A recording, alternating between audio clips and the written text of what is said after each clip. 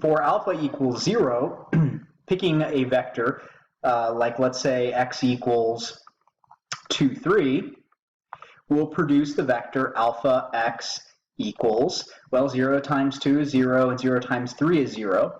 So for that particular scalar, does the vector 0, 0 still live inside that set? Well, how do we know? We know because we would need to go back to the definition of the set. The only vectors that live inside this set are the vectors 2k, 3k, where k is some real number. So the real question here is, can you find a real number that makes this vector a member of this set? Well, if k equals 0, then it turns out that the vector 0, 0 does live inside of that set. Remember, k can be any real number in this case. So if I choose the vector 2, 3, and I pick the scalar alpha equals 0, then I end up with a vector that still lives inside that set. So far, so good. What about fractional values? Well, fractional values shouldn't be a problem. Let's say alpha equals, I don't know, -2 sevenths, we'll say. And I pick the vector x equals 5, 24. All right, well, alpha x will produce the vector, let's see, -10 sevenths, and this will also produce the, oh, I'm sorry, I made a mistake here, because it turns out that this vector x equals 524 does not live in this set to begin with, so that cannot possibly be a candidate. The point is, the vector that we start with has to be a vector that belongs in the set in the first place. Otherwise, we're not really constructing any argument for the existence of this being a vector space. So let's just say we pick, I don't know, 2 pi and 3 pi. Okay, so we know that lives inside the set. This is for k equals pi. So if we take alpha times x, then what we end up with is, let's see, so if x is 2 pi, 3 pi, then -2 sevenths times that will be -4 sevenths pi, and -2 sevenths times 3 pi will be -6 sevenths pi. Well, it's hard to see at first whether or not this member lives inside of there. So one thing that we can try to do is to see if we could factor out a 2 from the top component and a 3 from the bottom component, and if we do that, if I factor out a 2, I get -2 sevenths pi. And if I factor out a 3 from the bottom, I get, well, look at that, -2 sevenths pi. So is this vector still an element of the set we started with? Well, it is, as long as k equals -2 thirds pi. And k can be -2 thirds pi because -2 thirds pi is a real number, and therefore for alpha equals -2 sevenths and x equals 2 pi 3 pi, the resulting vector is inside of the set. What about addition? What if we try addition? Well, let's again start with x equals maybe 2, 3. And then let's pick another vector, let's say y equals, got to live inside that set, so 2 pi and 3 pi. Okay, so these vectors both live inside that set. This is for k equals 1, this is for k equals pi. And now if I add them together, what I need to make sure of is if x and y are both elements of the original set, V, then the sum also needs to reside inside of V. Well, what will I get if I add these together? I get 2 plus 2 pi and 3 plus 3 pi. Again, not altogether evident at first that this is still a member of V, but if I factor out a 2 from the top, I have 1 plus pi. And if I factor out a 3 from the bottom, I have 3 times 1 plus pi. And for k equals 1 plus pi, which is a real number, this vector does reside inside of V. How many examples do we need to pick in order to be sure this is a vector space? Well, what we need is something more general. We need to construct a general argument. Let alpha be any real scalar and let x, y be any element in V. So the first thing we need to prove is that if I take x and I scale it by some alpha, that will still reside inside of V. How do I do that? Well, I'm going to carry out the algebra so that it becomes algebraic proof. And what I need to do in the end is to verify that that vector is still inside of the set, that if x lives inside of V, we know that because we're picking an x that lives inside of V. The question is alpha x still an element, question mark, of V? So does it still live or reside inside of V? So this operator is an element of. That's what that means. Or another way to say that identically, lives inside. I like the lives inside because it sort of gives us this this visualization of what exactly that means. So let's just say I take x to be the vector of the form 2k, or maybe I don't want to repeat k because the k that I end up with may not be the same k as I started with. So I'll call this 2k1 and 3k1. Okay, and if I take that vector and I scale it by alpha, alpha times x will equal alpha times 2k1 and alpha times 2k2. Sorry, 2k1. So now if I rearrange some terms, these are all constants, alpha, 2, and k. So I can, I know commutative property holds, and I can rewrite this as 2 alpha k1 and 3 alpha k2. The reason I'm doing that is because now I want to make an argument to say that regardless of what alpha is, that for k equals alpha times k1, this vector lives inside of V.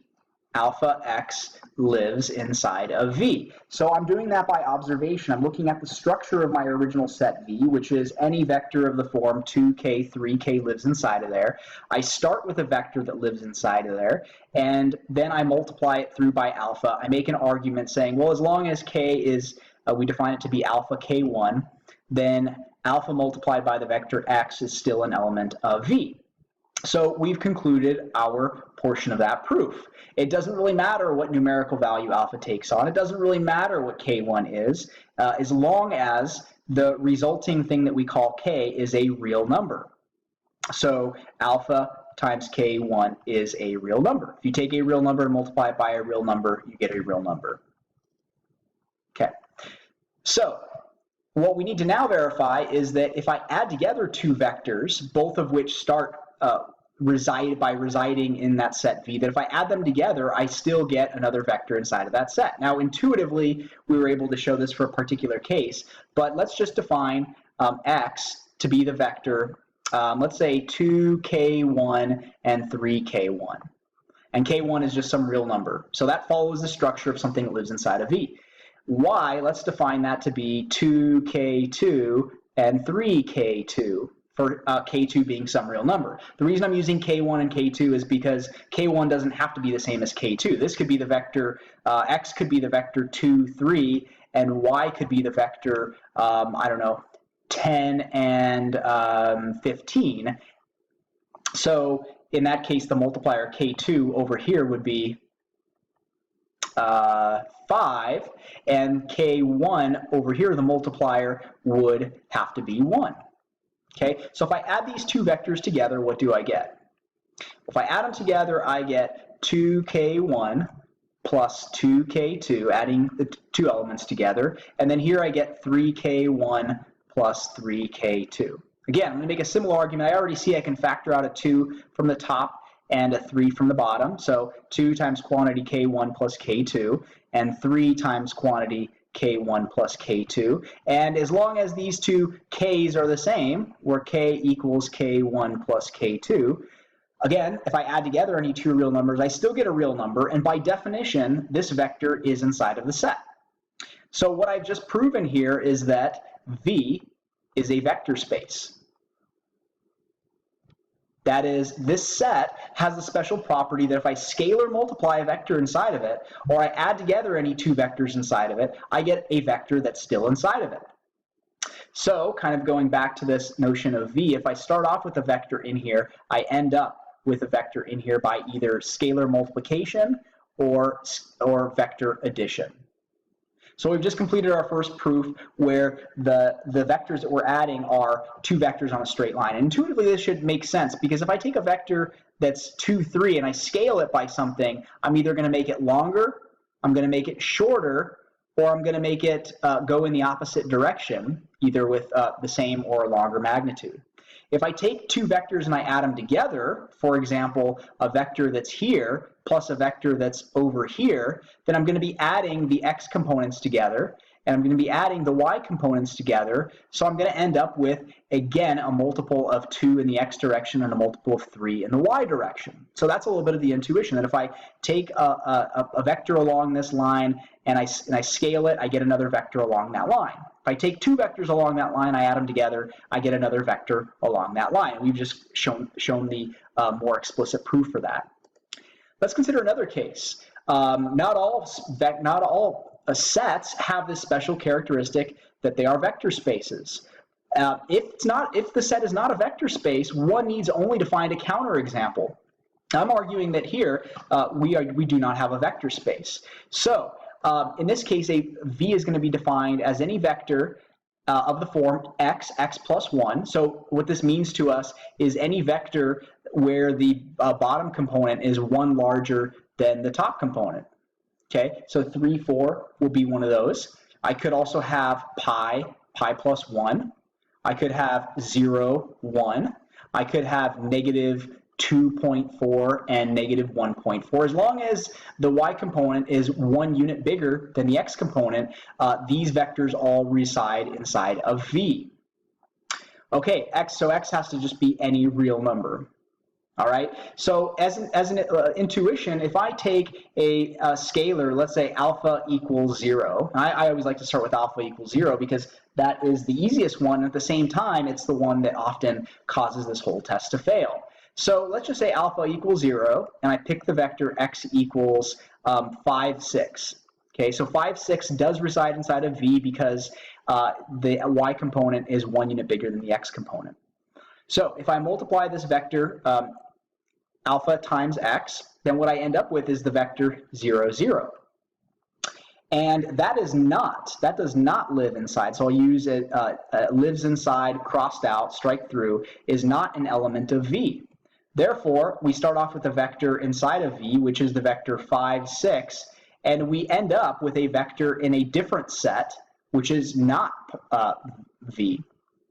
So this is V, and this is these are other elements. This could be either another specific set, or it could be it doesn't always even have to be the same set.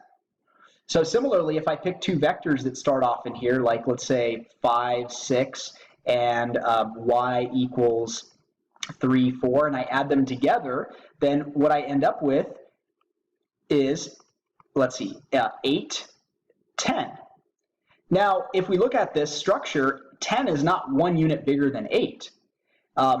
8 and 10, that's a 2-unit leap, and the only vectors that live inside of V are vectors that have components of 1 unit apart. So 8, 10 starts in here, and 5, 6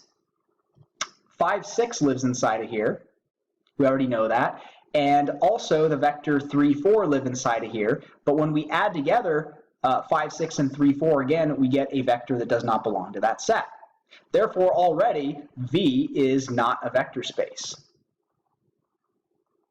That's why we kind of play around with these first before we make any final determinations. Is, intuitively, a lot of times you can check to see if the scalar multiplication and addition hold. We again call these properties the closure properties, because that literally means that if you perform these operations on them, that the door is closed, the set is locked. You cannot produce vectors that live inside of this set, outside of this set, excuse me. And in this case, this particular set does not have that property. Is it still a set? Absolutely. It's just not a set that has the qualities of a vector space. Now again, we could kind of go through the general proof. When we find a counterexample, we don't need to formulate a more formal proof because we've already found a case where that's not true. So in general, if I tried to prove this, then what I would argue is that let x be some vector of the form, let's say, k and k plus 1. I could use x and x plus 1, but the form x plus 1 is kind of the general form of the vector. I'm calling k some real number. And so alpha x will produce the vector alpha k and alpha times k plus 1. Well, how do I know that that's not inside of the set? Well, I've got to